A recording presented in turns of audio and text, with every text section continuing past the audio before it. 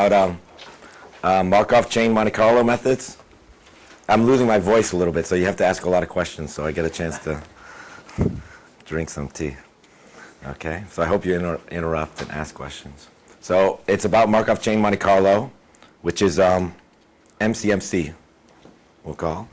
Okay, and so I'll try to explain to you the idea, the basic overview of what MCMC means, and then I'm going to try to explain the algorithm, an MCMC algorithm for what's called the permanent. So I'll tell you what the permanent is and about that, and about the algorithm for it.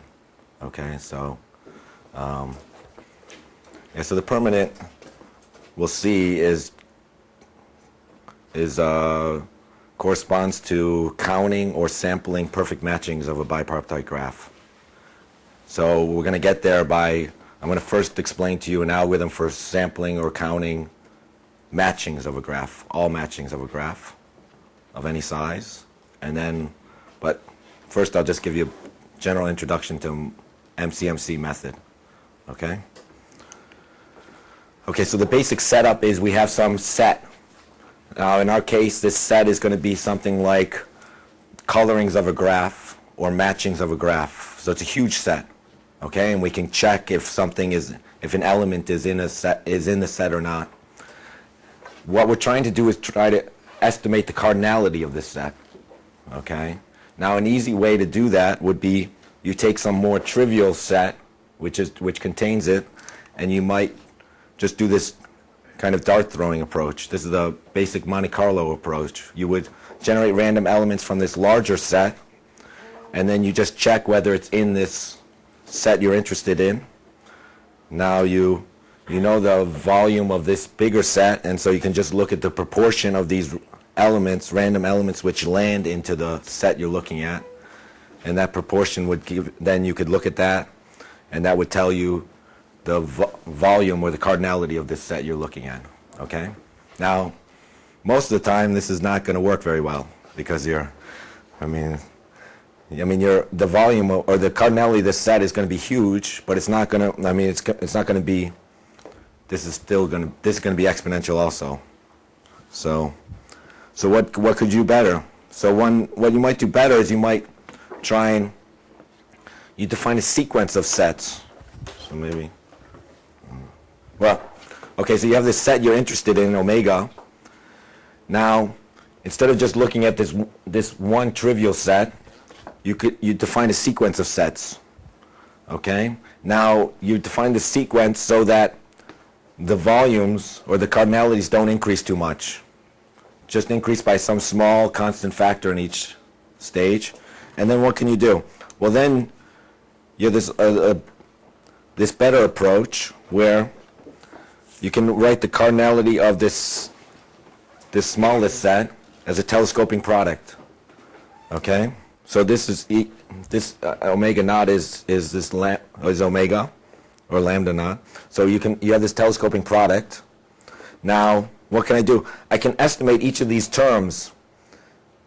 I can try to estimate each of these terms. Why? Because each of them they're between a half and 1, because I made the volumes not increase or the cardinalities not increase too much. So if I could generate random elements from say omega 1, and then I look at the proportion which land in omega 2, then that tells me this ratio. And since this ratio I know is going to be between 1 and 2, or this thing is between a half and 1, I won't need many samples in order to estimate that ratio. So then the thing is, I just need to be able to generate random elements from each of these sets, though. So that's a hard task. So if I can generate random elements from each of these sets, then I can use this telescoping product to estimate each of these ratios with just a few samples, and then I can estimate the cardinality of the set I'm interested in. Okay? So, so then the punchline is that in order to estimate the cardinality of this set, what I need to be able to do is I need to be able to sample generate random elements from these sets. Okay? So I need to, so if I can sample, then I can estimate the cardinality. That's the main punchline that I want to draw. Is that if I can do sampling, I can do counting. Okay? So we'll see this in the, I'll do this for the matchings, and then maybe it'll be more clear. Okay? So the main thing is I want to be able to generate random elements from these sets, and for that I'm going to design a Markov chain on this set. And the Markov chain, a Markov chain is just a random walk on this set of elements, and then we got to analyze that random walk to prove that it converges to a stationary distribution quickly, and so on. So, okay, yeah. So this is you have to generate random elements. So the main task is going to be generating random elements from some set, where this set is something like the matchings, the set of all matchings, the collection of all matchings of a graph. So I have this set is huge, and I design a random walk on this space. So I design a random walk on the space of matchings. If the random walk is symmetric, then what I know is that this random walk in the limit over time, I'll be uniformly distributed over all matchings. And then but what we need is we want an efficient algorithm. So what we're going to try to do is try and show that this random walk quickly gets to the uniform distribution, or close to the uniform distribution over matchings. Okay? Is there a way to guarantee that the stationary distribution is uniform? Oh, uniform, yeah. Oh, yeah, okay, yeah, maybe let's do it in the more concrete example. Okay. Yeah. But generally when it's, if it's a random walk on the space, the matchings, so if the random walk is connected, so I can get from any matching to any matching, and it's symmetric, then the stationary distribution will be uniform.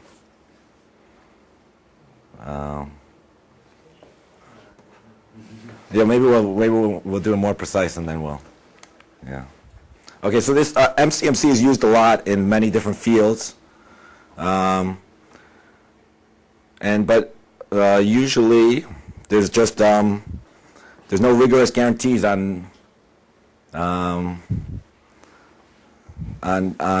its performance. So what's underlying most of these things is you have a Markov chain to sample from some distribution. They don't have guarantees on how fast the Markov chain converges to the distribution they're interested in. And so they just have heuristic arguments about how long to run this random walks for. And so what I'm interested in is trying to prove things about these Markov chains so we have rigorous guarantees on these MCMC algorithms that come out. Okay? So I'm going to look at, hopefully it'll be more clear when we do it for the case of matchings. So what do we got? I'm mainly interested in bipartite graphs here, and we're looking at matching, so just edges, disjoint edges, okay? Everybody knows matchings? Are they? Okay, now what am I interested? I'm interested in these sampling problem and counting problem. Yeah, so the matching is a subset of edges which are vertex disjoint. So every vertex is incident at most one green edge. It's incident 0 or 1. So that's a matching. Okay. Now I want to be able to, the sampling and counting problem. So the sampling, I want to be able to generate a matching uniformly at random. So from the space, the number of matchings is huge. I want to be able to sample uniformly at random from that space. Or, roughly equivalent, I want to be able to tell you the number of matchings in that set. How many matchings are there in this input graph? Okay?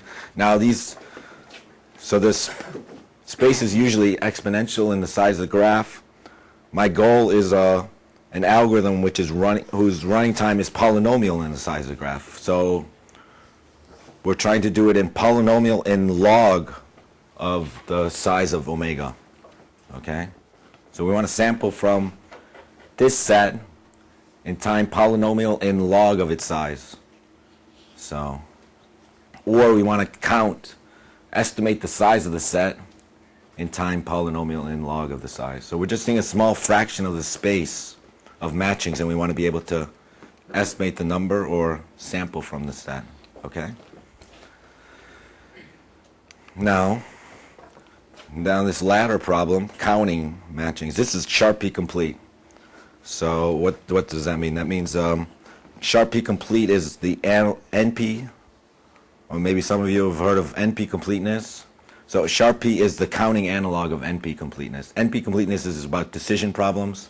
Sharp P is about counting problems. So this is even harder than NP completeness. So there's no way we're gonna do this in polynomial time.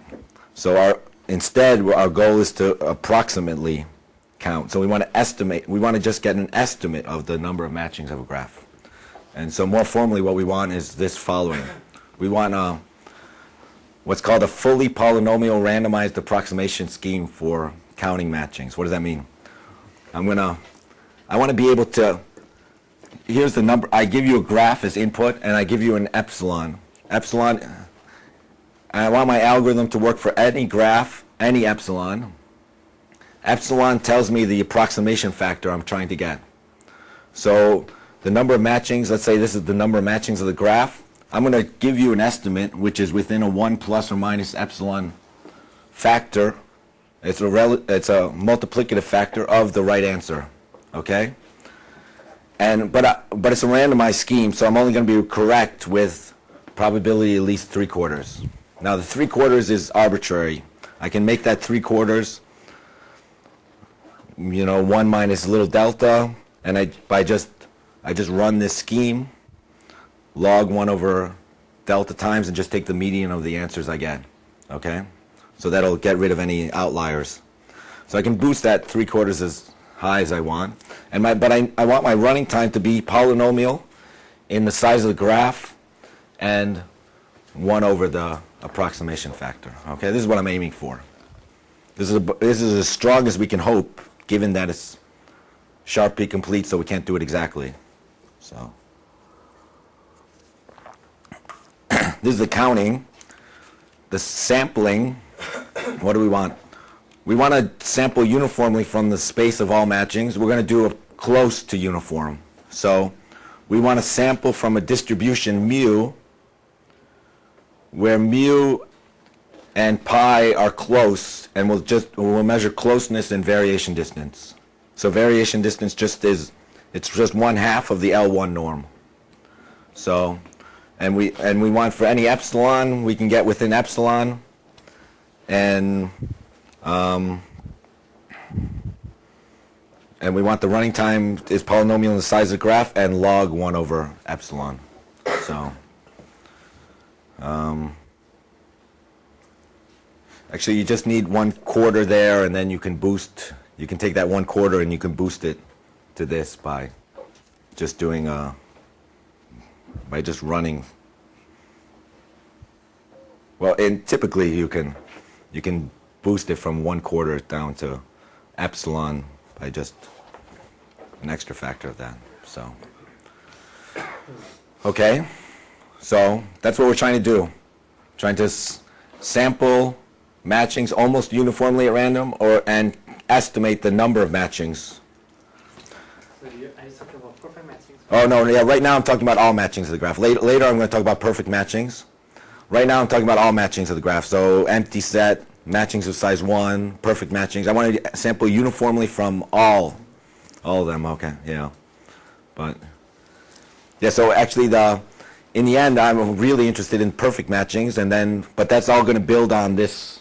So I got to first tell you how to do it for all matchings, and then we'll see how to build on that to get perfect matchings. So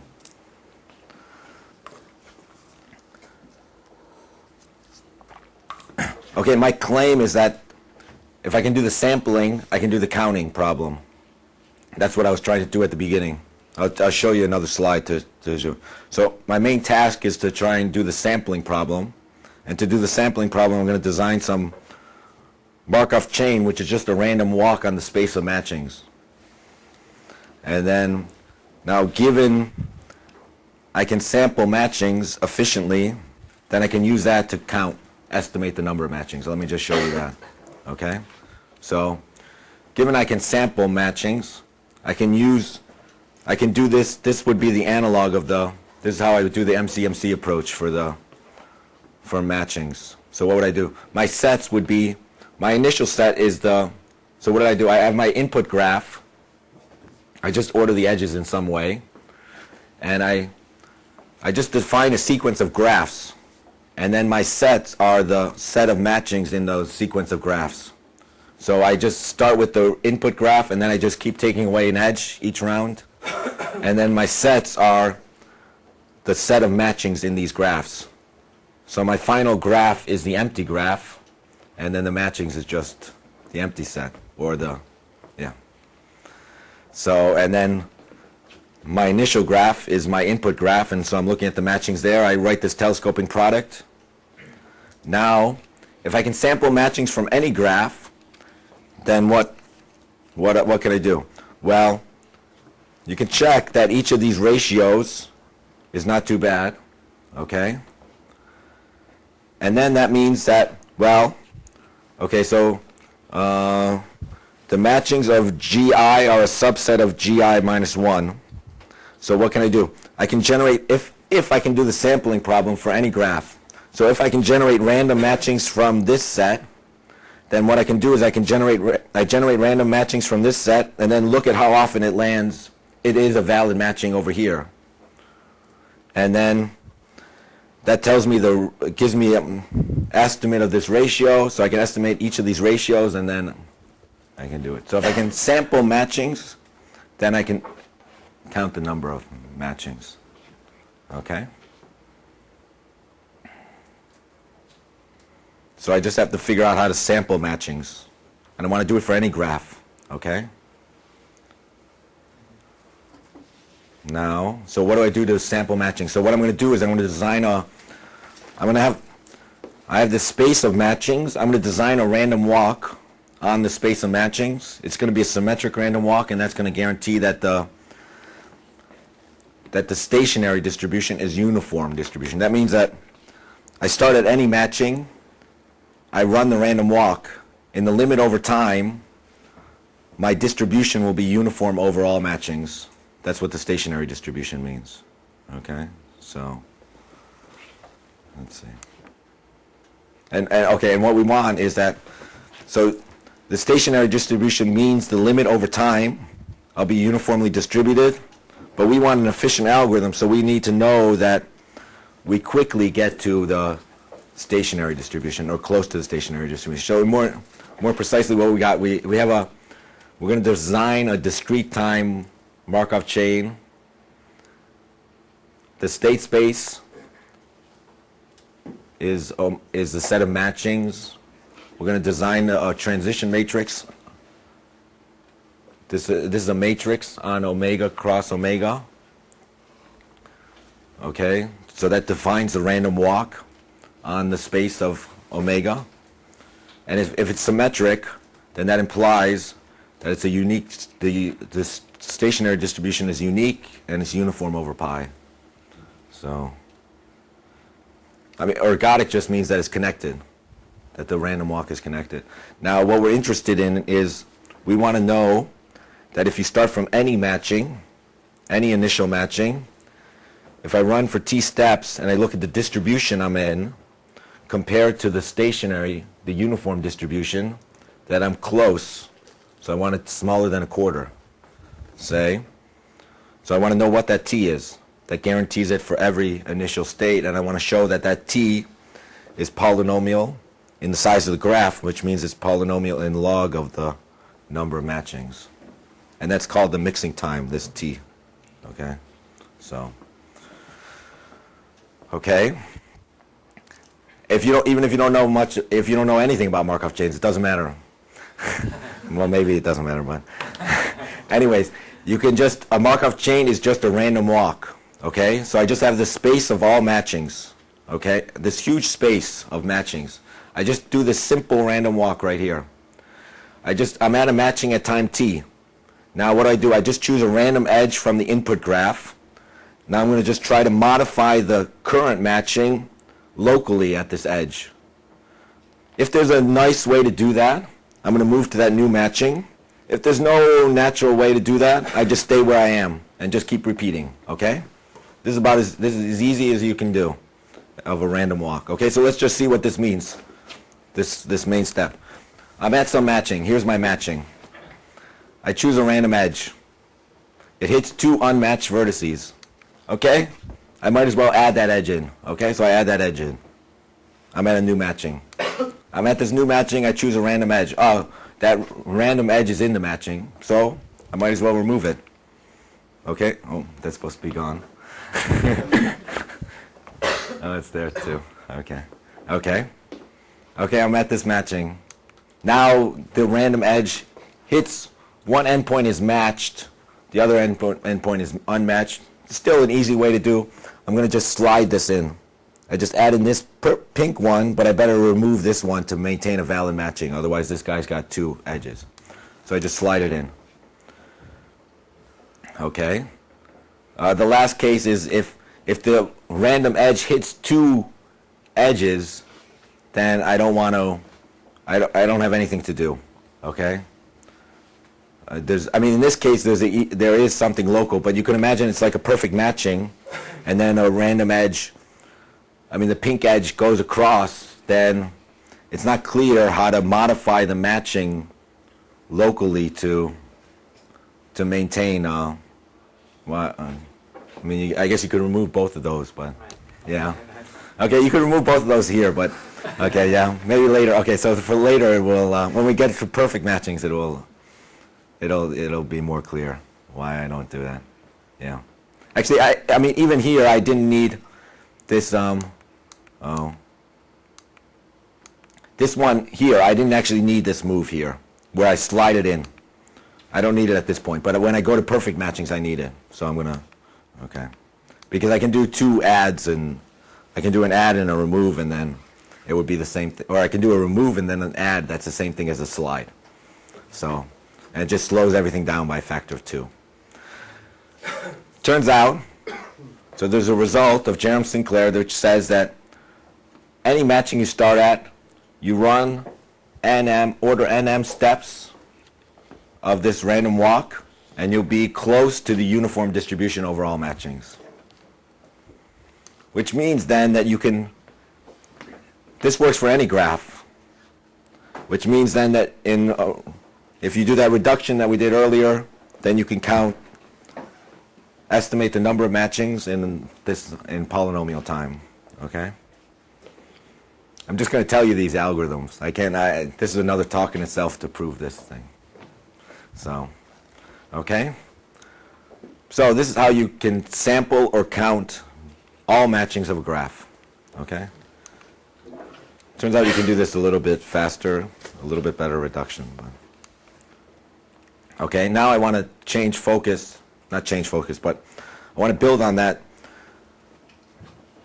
Suppose instead of sampling uniformly from all matchings, I want to sample uniformly from perfect matchings of a graph. So what's a perfect matching? Oh, well, okay, I guess I'll tell you. Okay, I'll tell you in a second, okay? Why do I care about perfect matchings? I'll tell you what perfect matchings are shortly. Because I care about this permanent of a matrix. So what's a permanent of a matrix? I got let's say it's a n by n matrix. Let's just say it's 0 1s for now. Everything we do generalizes to non-negative matrices. Negative entries, I can't do anything. But non-negative is okay. Now, the permanent is the following quantity. I'm looking at the sum over permutations, and then I'm looking at the product of the entries according to the permutation. Now, this is a lot like the determinant. The determinant is the same thing, but here I have the sign of the permutation. I'm multiplying the entries, and sometimes I'm adding it, and sometimes I'm subtracting it based on the sign of the permutation. Permanent is the same quantities, same terms, I'm just adding all the terms together, okay? Because of its similarity to the determinant, it's been studied for a long time, okay?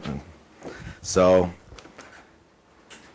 now, it has a very nice graph theoretic view, too. And this is what we're going to work with. So, you have this 0 1 matrix where you're interested in the permanent. I create a bipartite graph where this A is roughly the adjacency matrix for the graph. How do I do that? So the entry ij, if the entry ij, so for each row, I have a vertex which corresponds to each row, and I have a vertex which corresponds to each column. Now I connect up the vertex for row 3 with column 2 if the entry 3, 2 is a 1. And if the entry 0, I leave out that edge. Now, in this graph, I'm interested in perfect matchings.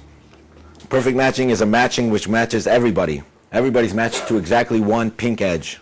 Okay? Now, why do I care about perfect matchings? Well, the permanent is this quantity. Now, what is pi? Pi is a permutation. It's just a pairing of rows with columns. So, what does that mean? Now, that means it's a possible perfect matching. A pi is a pairing of rows with columns. It's a possible perfect matching. Now, when I do this product over edges, product over I, I'm asking if it's a 0, 1 matrix, if all of those are 1s, then I get a 1. If any one is a 0, then I get a 0 there. Now, so what does that mean? That means if all of them are 1s, that means all the edges exist. That means that pi corresponds to a perfect matching. So I get a 1 for every perfect matching. And if any edge doesn't exist there, then I get a 0 for that term. So this is exactly the number of perfect matchings of this graph. So my new problem is, given a bipartite graph, compute the number of perfect matchings of the graph. Okay? That's what we want to do. Okay? So, what was known? What was known is that you can do it for planar graphs. For any planar graph, you can exactly compute the number of perfect matchings in time polynomial in the size of the graph. This you can do by, this is a very cool algorithm where you take the 0, 1 matrix and you convert it to a 0, plus 1, minus 1 matrix. So you direct the edges, and then you can compute the determinant of that matrix, and the square of the determinant is the permanent. And the way you orient the edges is called a Pfaffian orientation. You have to do it in the right way. If you do a Pfaffian orientation, then it works. And so. Okay, so you can do it for planar graphs. It doesn't have to be bipartite, any planar graph. In general, it's sharp be complete. So just as before, we can't hope to do it exactly. So what we will hope for is one of these approximation schemes like we did for all matchings. So what was known before was for dense matrices, there was a result, and then we came up with an algorithm which works for any bipartite graph and actually any non-negative matrix. Okay, so this is what I'm just going to tell you about the algorithm for this. Okay, so and anyways, there was some. It's slow, and then now it's faster, but it's still slow. But Oh, where's epsilon? Oh, yeah. I don't know. Well, it's polynomial in 1 over epsilon, but it's. I don't think the epsilon is. It's not so bad. I don't think. It's in the constant. No. Oh, yeah. I'm just hiding it. Yeah, actually. So these should all be stars there. That's what we use, and then there's a bunch of log factors. You know, it's probably log n to the 10th, log to the 10th, and it's yeah. So there's log factors and there's factors on epsilon, but it's polynomial in 1 over epsilon. But I don't know what it is. So, but I think that's less of a concern than that. So, yeah. Okay. Okay, yeah, this should have been earlier. Okay, so I want this because, okay, yeah, we're interested in perfect matchings. Another quantity we're going to need is I need what I call near perfect matchings. So what is this? This is, it's a perfect matching except for these two vertices. So I got one vertex on the left and one vertex on the right, which are unmatched. Everybody else is matched up exactly once. Okay, so it's almost a perfect matching. Okay, it's just one size smaller. I'm going to need this in the algorithm. Now what do I want? My goal is to generate a random perfect matching. So I want to sample uniformly from the space of all perfect matchings. If I can do that, I can estimate the number of perfect matchings, just like I did for matchings. Okay? Now how am I going to do that? My goal is going to be to design a random walk on the space of all perfect matchings. If the random walk is symmetric, my stationary distribution will be uniform over the space of matchings. And then I just need to prove that that random walk quickly gets to the uniform distribution. That's my goal. Problem is, I don't know how to do that. I don't know how to walk on matchings, perfect matchings. You know, perfect matchings are very constrained, so there's no easy way. There's graphs where there might be two perfect matchings, but they're very different from each other. They might differ in all their edges. So there's no local way to move on the space of perfect matchings. So what do I do instead? I use these near perfect matchings. These near perfect matchings are easy to move around on. I can move between these on the space of near perfect matchings easily. So what I do is I design a random walk on the space of perfect and near perfect matchings. Okay, and this turns out to be easy to do, and then what we hope is to use this. So then what can we do in the end? We can potentially sample uniformly from the space of perfect and near perfect matchings. Now, if the near perfect matchings are not too many more than the perfect matchings, then it's okay algorithm. Potentially. So that's what's going to be the setup. So, okay? And then we're going to have to see so when the near perfects are not too much more than the perfects, then if I can sample from this distribution over this larger set, then I sample from that bigger set, and then if I land, I check whether I land at a perfect matching. If I land at a perfect matching, it'll be a random perfect matching, and I'm all set. And if perfects are not much smaller than near perfects, then I'm likely to land in this set that I'm interested in, so I'll be okay. Okay, so that'll be the initial setup. So the initial setup will be when these two sets are not too much different from each other. We'll see an algorithm, and then we'll look at how to generalize that to the case when near perfect matchings are much more than perfect matchings, okay? So setup now is I'm just going to look at a random walk on the space of perfect matchings and near perfect matchings, okay? And then we'll see when that's useful. So how do I do the random walk? I just use I had this random walk on the space of all matchings. Just do that same random walk, but I only allow myself to stay on perfect and near perfect matching. So, you take your input bipartite graph, compute a perfect matching, run whatever easy algorithm you want. You got an initial perfect matching. Now I run that random walk that I had earlier. And as long as I stay at a perfect or near perfect matching, I do the proposed move. If the proposed move makes the matching too small, I don't go there. I stay where I am. So I would just walk around, okay? So this is all I'm doing. So what this random walk looks like is if I'm at a near perfect matching, if the proposed edge hits one unmatched vertex and one matched vertex, I add in that edge and I move. This is the move that allows me to move around on the space of near perfect matchings. I'm moving the holes from here to here. And this moves me around on the space of near perfect matchings, okay? The other moves I have are, if I'm at a near perfect matching, if the random edge hits the unmatched vertices, I'm added in. And I go to a perfect matching. Or if I have the symmetric move. If I'm at a perfect matching and the random edge hits an edge of the matching, I remove it and I go down to the near perfect matching. So those are the only moves. So you do everything with the same probability? Yeah, so now I'm doing everything with the same probability at the moment, yeah. Turns out, now, if the number of near perfect matchings is not too much more than the number of perfect matchings, so let's say it's n to the squared more, then you can prove that this random walk, if you just run it, starting anywhere you want, if you run it for polynomial in n steps, this polynomial relates to that polynomial, then you'll be uniformly distributed over this set. Now, what can I do? I can run the random walk for that many steps. I get uniform over this set. The probability I end at a perfect matching will be 1 over poly of n at least, okay? Because that's my condition.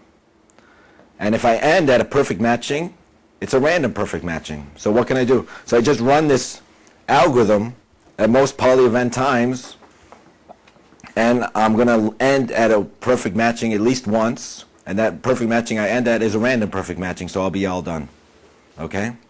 So what this means is that if this condition holds, the random walk converges to this uniform over this bigger space quickly, and the uniform distribution over this bigger space is useful when this condition holds. It's useful in that if I can sample uniformly from this bigger space, I can sample uniformly from just perfects with just an extra polynomial factor in the running time, okay?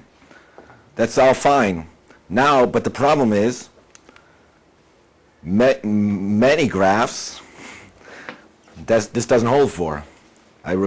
Many graphs, here's an example. This is a simple graph where the number of near perfect matchings is huge and the number of perfect matchings is 1. It's just, you can think of like a chain of n boxes. If I put holes, if I allow these endpoints to be unmatched, then each square I can match this way or this way. And I can do it independently. So I got 2 choices. But if I got to match everybody, then the only way to match everybody is I got to do just the horizontal. So in this graph, the near perfect matchings are huge. So sampling uniformly from this space is not useful at all. Also, it turns out that this random walk is also doesn't converge quickly anyways. But even if it did converge, it wouldn't be useful for anything. Okay? So, what do I want to do? I'm going to design a weighted random walk. I'm going to weight matchings in a clever way. And my random walk is still going to be over the same space, but it's going to be a weighted random walk now. And I got to choose. So once you tell me the weights, it'll be easy to modify the random walk so that the stationary distribution is proportional to the weights. So the probability of ending at a specific matching will be proportional to its weight. Okay? That'll be easy to do. Once you tell me the weights, it's easy to modify the random walk so that the chance of ending at a matching is proportional to the weights. That's, I'll tell you.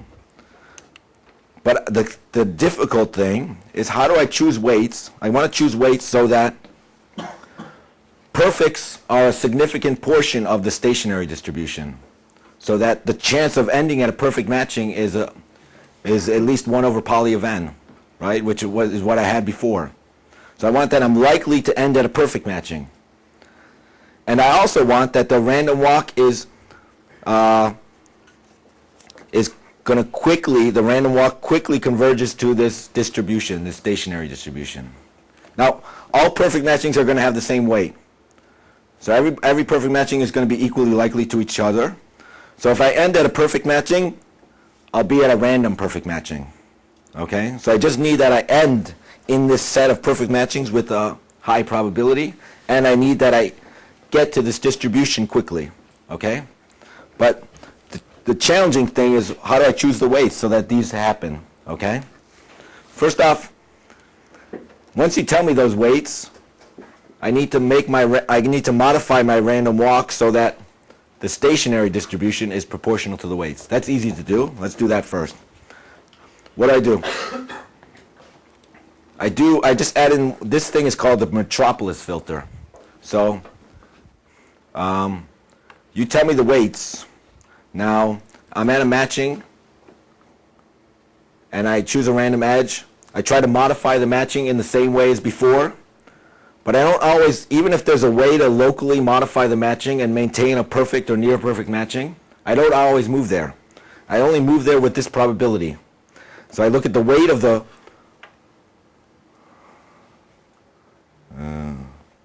Maybe it should be reversed.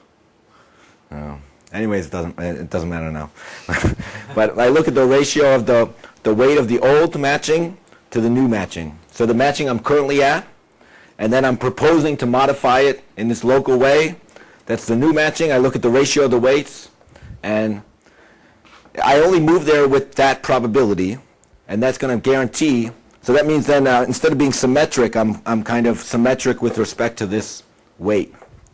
So, okay, and with 1 minus that probability, I just stay where I am. Okay, so I'm here at this matching. I propose this edge, so that defines this new matching, where this is there and that's not there.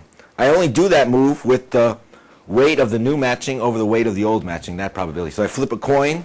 With that probability, I move to this new matching. With 1 minus that, I stay where I am. Okay? So I do all the same moves. I add in with that probability, and I do remove with that probability, same thing. Okay? So you know every weight? Oh, yeah, I know the weights, yeah, but okay, yeah, that's right. Isn't that mean, like, you know all... I'm going to have few weights. Yeah, so the trick is I'm going to have, even though I'm only going to have n squared different weights. You're going to see. Yeah, so I'm not going to have many weights. So, yeah, that's important. I think if I'm answering correctly. So I need to tell you what these weights are. Here's what the weights are. What do I have? My space is perfect matchings, and I have these near perfect matchings. I'm going to break up the near perfect matchings into n squared different sets. The n squared different sets just tell me who are the unmatched pair of vertices, okay? Now, what do? I'm going to so I have n squared plus 1 different sets.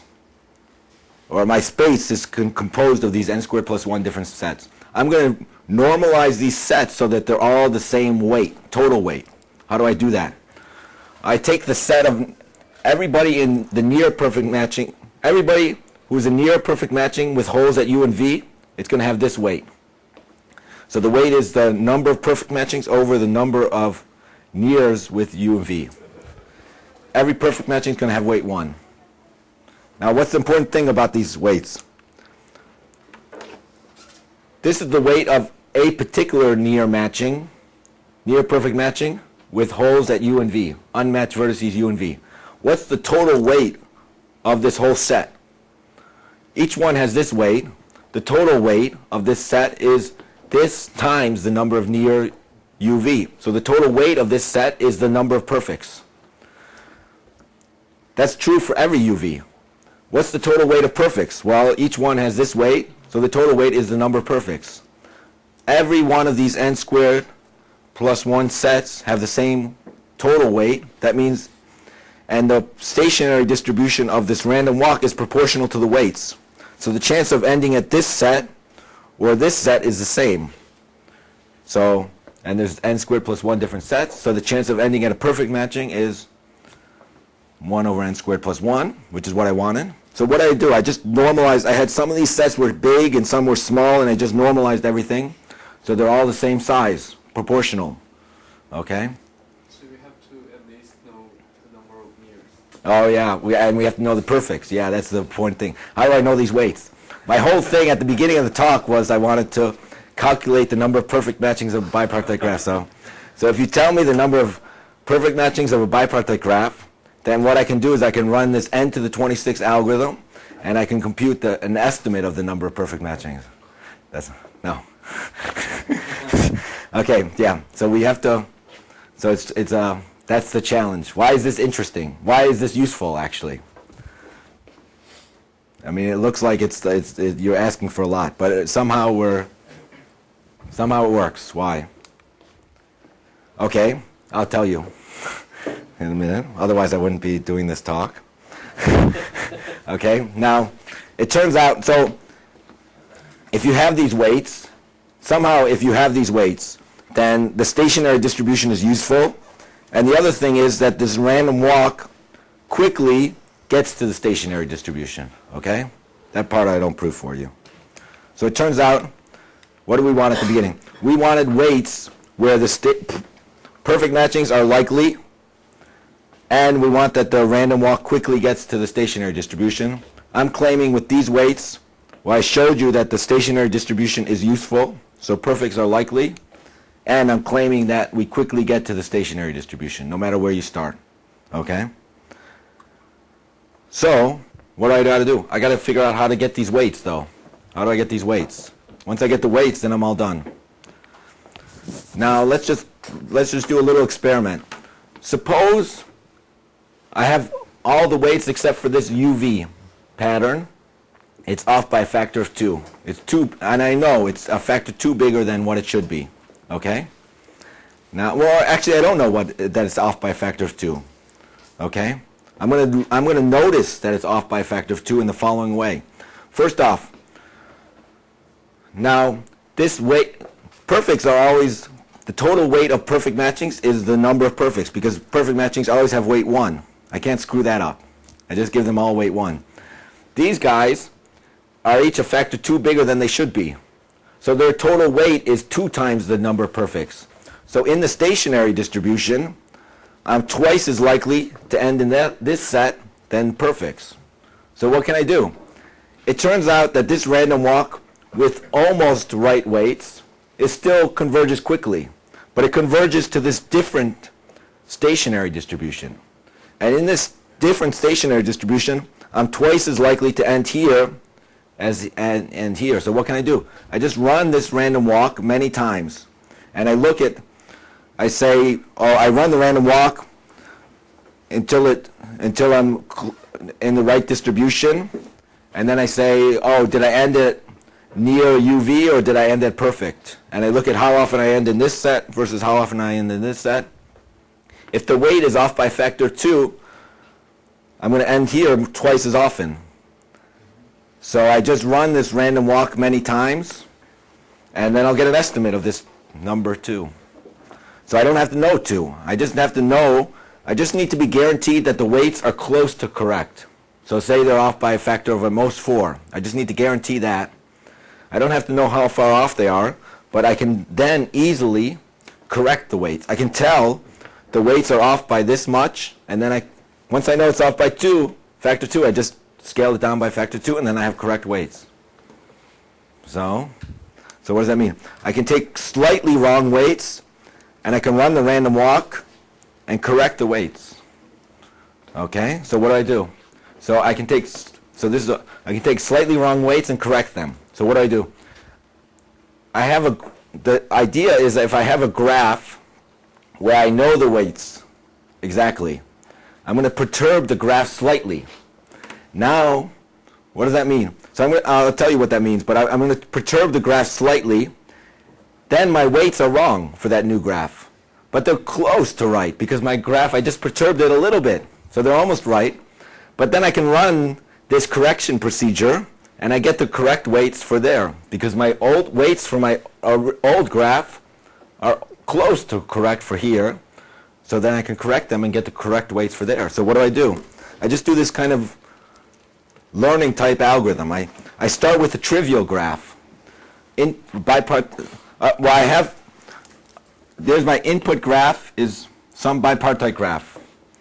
No matter what my input graph is, I start at the complete bipartite graph. In the complete bipartite graph, I know the weights. I know the number of perfect matchings. I know the number of near perfect matchings. Exactly. So I compute those weights. Now what do?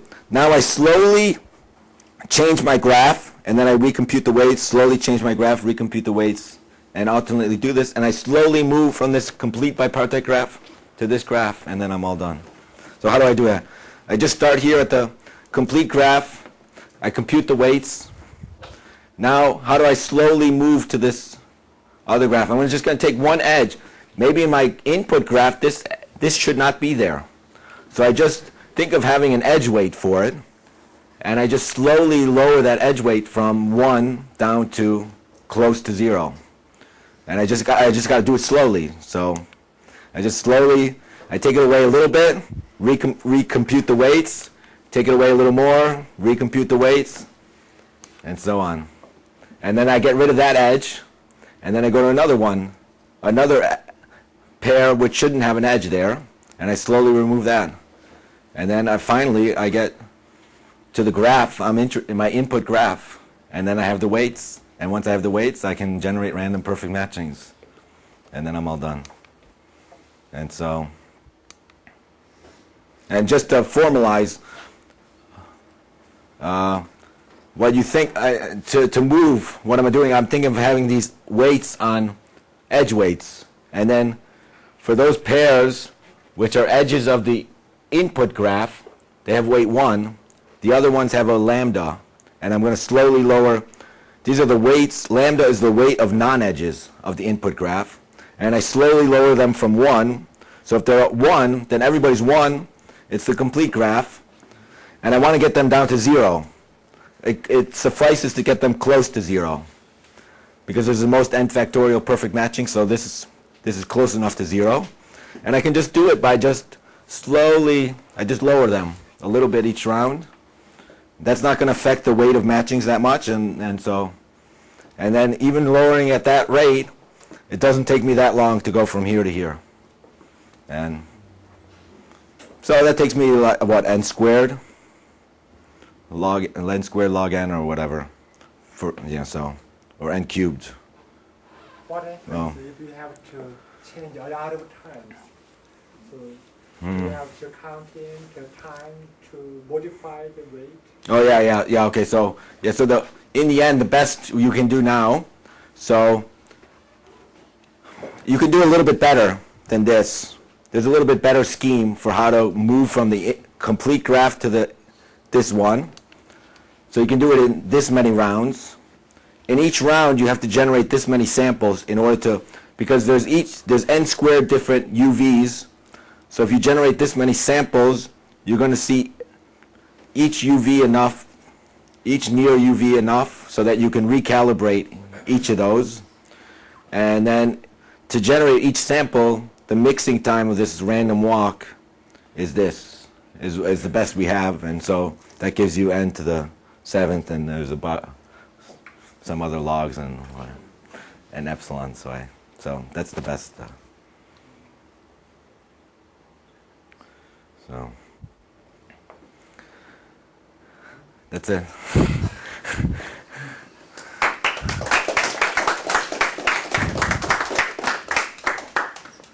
Right, question.